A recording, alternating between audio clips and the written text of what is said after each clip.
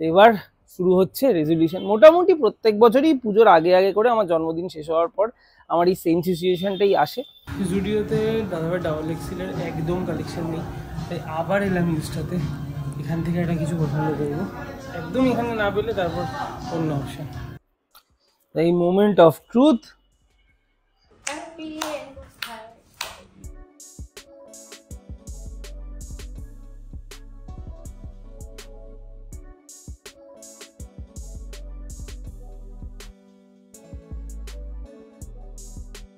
Good morning everyone and welcome back to our channel.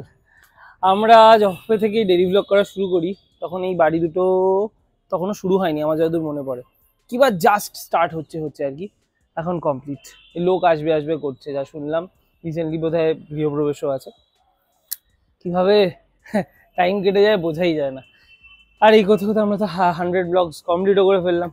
তবে যেটার জন্য আজ সকাল সকাল মানে এই ব্লগটা শুরু করা, সেটা হচ্ছে এই কদিন ধরে লাস্ট 1-2 মাস ধরে বিভিন্ন ধরনের অনুষ্ঠান, বিভিন্ন গেট টুগেদার, আমার জন্মদিন, এর জন্মদিন, সেই জন্মদিন, সবকিছু মিলিয়ে মিশিয়ে এত বাজে খাওয়া হয়েছে প্রচুর। এবং তাতে আমার নিজেকে ছবিতে আয়নায় দেখে এবং ওজনটা করে আমার বড্ড একটা মানে নিজের প্রতি চলে এসছে যে আমার ভাই এবার it's time to lose weight. এবার শুরু হচ্ছে রেজলিউশন। মোটামুটি প্রত্যেক বছরই পুজোর আগে আগে করে আমার জন্মদিন শেষ হওয়ার পর আমার এই সেম সিচুয়েশনটাই আসে। আমি অতিরিক্ত ওয়েটে চলে যাই, তারপর আবার আমার সেট ডায়েট প্ল্যান রয়েছে, সেটা ফলো করলে পুজোর আগে আবার আমি ব্যাক টু নর্মাল, ঠিকঠাক ভদ্রস্থ লাগে, মানে এই গালফোলা ব্যাপারগুলো চলে যায়। তাই আজকে থেকে আমার শুরু হচ্ছে এই ডায়েট প্ল্যান, ধরে নিচ্ছি এখনো শুরু করিনি, মানে সকাল থেকে আর কি, কাল রাত থেকে শুয়ে রেজলিউশনটা নিয়েছি যে শুরু করব। তো যেটা আমি করব সেটা হচ্ছে প্রত্যেক সপ্তাহে একবার করে আপডেট দেবো, নিজেও আপডেট নেব এবং একবার করে আপডেট দেবো যে এই প্ল্যানে আমার ওজন টোটালি কতটা কমছে এবং আমার টোটাল স্ট্রাকচারে কি চেঞ্জ আসছে, সেটা তো ভিডিওতে দেখলে বোঝাই যাবে। এটা যদি ফ্রুটফুল হয় তাহলে পরে গিয়ে দরকার হলে আমি ডায়েট প্ল্যানটাও শেয়ার করতে পারি। আমি কোনো ডায়েটিশিয়ান নয়, তবে আমি কলকাতার একজন নামকরা ডায়েটিশিয়ানের কাছে বহুদিন আগে গেছিলাম এবং তার ফলো করা কিছু পাথে আমি এতদিন ধরে করছি। মোটামুটি সারা বছরই এই ট্রেন্ডটা ফলো করি, কিন্তু কিছু সময় একটু মানে হাতের বাইরে ব্যাপারটা বেরিয়ে যায়, তারপর আবার স্ট্রিক্ট প্ল্যানে আসতে হয়। তা আগে ওয়েটটা দেখি যে আজকে কত। এই মোমেন্ট অফ ট্রুথ, আগে 0 করে নেবো, এটা 0 হোক।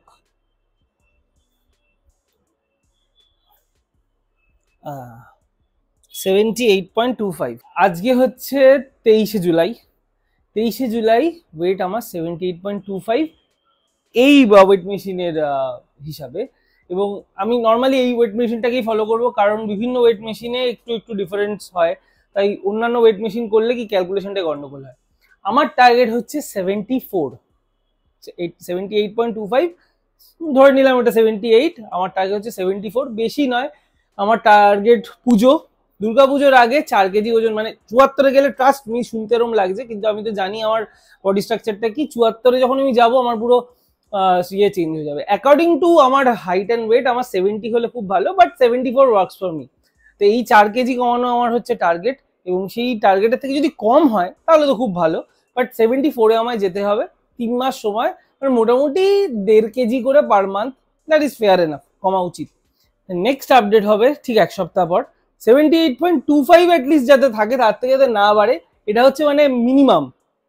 আর আদারওয়াইজ 300-400 গ্রাম কমলেও হবে। পার্সেলটা এসছে শনিবার, কিন্তু আনবক্সিং হচ্ছে আজকে, কারণ সময় হয়নি মাঝে। তো দেখি জিনিসটা কি, আরো কয়েকটা আসার কথা, অনেক কয়েকটা জিনিস অর্ডার দেওয়া হয়েছিল, তার মধ্যে টেবিলটাই এসছে। দেখি এখন এগুলো সব এক জায়গায় অ্যাসেম্বল করতে হবে জিনিসগুলো, যা বুঝতে পারছি।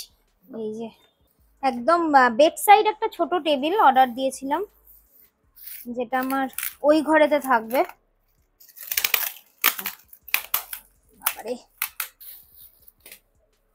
বাহ, ফিনিশিংটা বেশ একটু গ্লজি আছে, ফিনিশিংটা ভালো বেশ দেখতে। আচ্ছা, এটা লাগানোর প্রসেস হচ্ছে এই ডান্ডাগুলো দিয়ে দিয়েছে। আমার মনে হয় এগুলো এরকম ঘুরিয়ে ঘুরিয়ে বসাতে হয় নাকি। এরকম হয়ে গেছে। জিনিসটা দেখতে এরকম। ভালোই হয়েছে, ওই ঘরে গিয়ে প্লেস করে দিই। আজ দাদা ভাই বৌদির অ্যানিভার্সারি, ওদের জন্য নেব একটু গিফট, আর তাই জন্য যাচ্ছি এখন গিফটটা।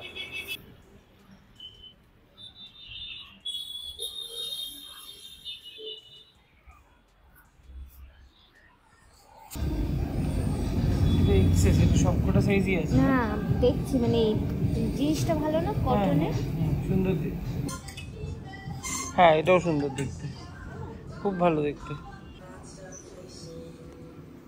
এদিকে ম্যাক্সি ড্রেস, ঠিক হেভি সুন্দর পেয়ে পাচ্ছি না, এক দুটো ছাড়া।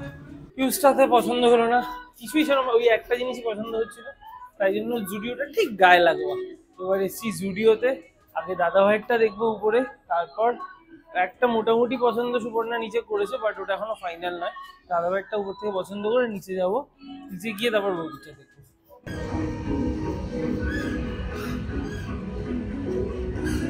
নাইস না?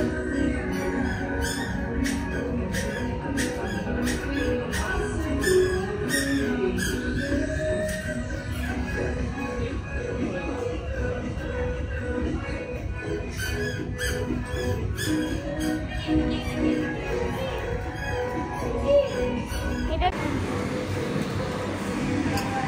ভালো দেখতে। এটাও ভালো দেখতে না বাবা, তেল আছে কিনা, এগুলো স্ট্রিপ হয়ে যাচ্ছে। তেল আছে। জুডিওতে দাদাভাই ডাবল এক্সেলের একদম কালেকশন নেই, তাই আবার এলাম ইউজটাতে, এখান থেকে একটা কিছু পছন্দ করবো। একদম এখানে না পেলে তারপর অন্য অপশান, বাট এদের ছেলেদের কালেকশনটা মোটামুটি ভালো বলে। হ্যাঁ এটা 44 আছে, এটা ভালো দেখতে। এবার তো এক্স ডাবল এক্সেল বা 44, এটা দারুণ দেখতে। যাকে একবারে পছন্দ হয়ে গেছে, ডাবল এক্সেলও পেয়ে গেছি।